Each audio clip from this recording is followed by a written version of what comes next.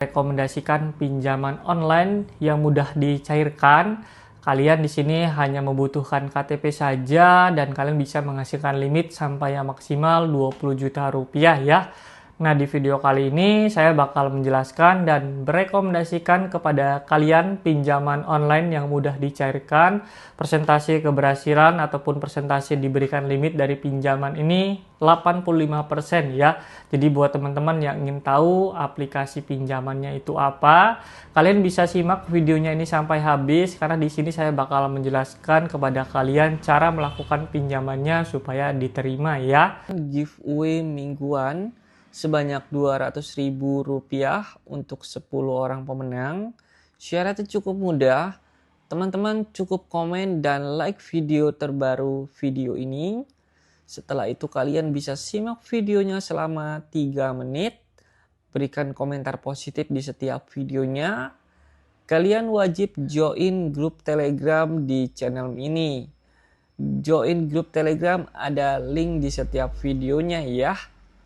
Semoga kalian bisa memenangkan giveaway setiap minggunya sebanyak orang pemenang. Tampilan di dalam sebuah aplikasinya itu seperti ini ya.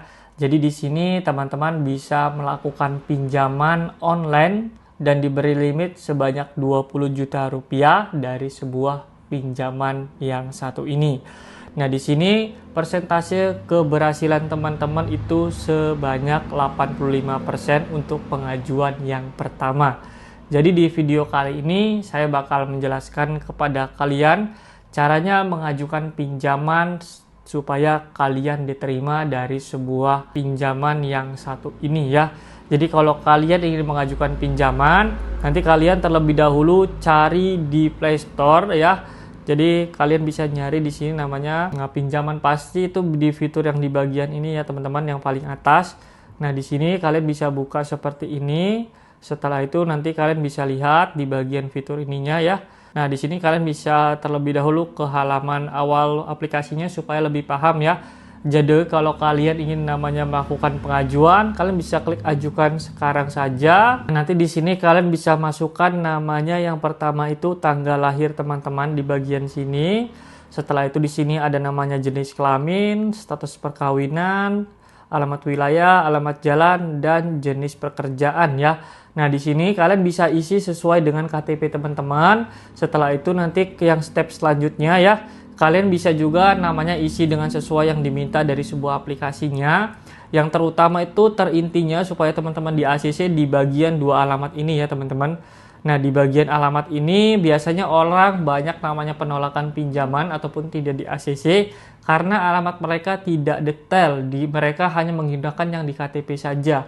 Itu salah teman-teman. Kalian harus masukkan alamat sesuai dengan sesuai dengan GPS HP kalian. Setelah itu alamatnya sesuai dengan rumah kalian benar-benar ya.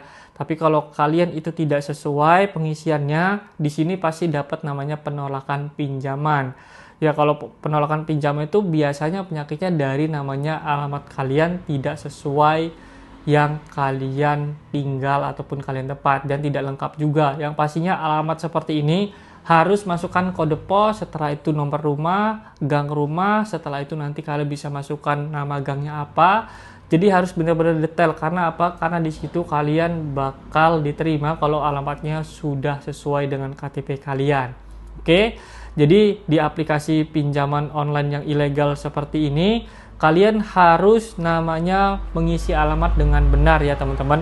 Nah, di sini nanti kalau kalian sudah selesai pengajuan, persentase penerima ataupun tidak dapat penolakannya itu sebanyak 85%. Jadi cukup lumayan besar. Jadi kalau teman-teman sudah mengajukan, persentase keberhasilannya itu kalau benar kalian isi semua itu sebanyak 85%. Jadi bisa jadi kurang lebih bisa di ACC ya ataupun diterima ketika kalian namanya mengajukan pinjaman.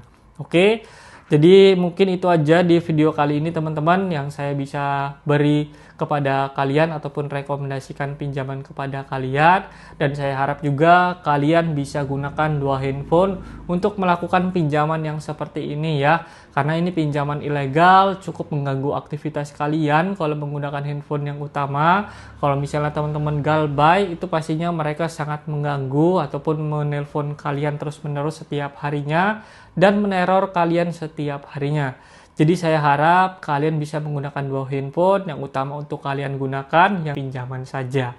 Oke, jadi seperti itu teman-teman di video kali ini. Mudah-mudahan video saya ini bisa bermanfaat untuk kepada kalian.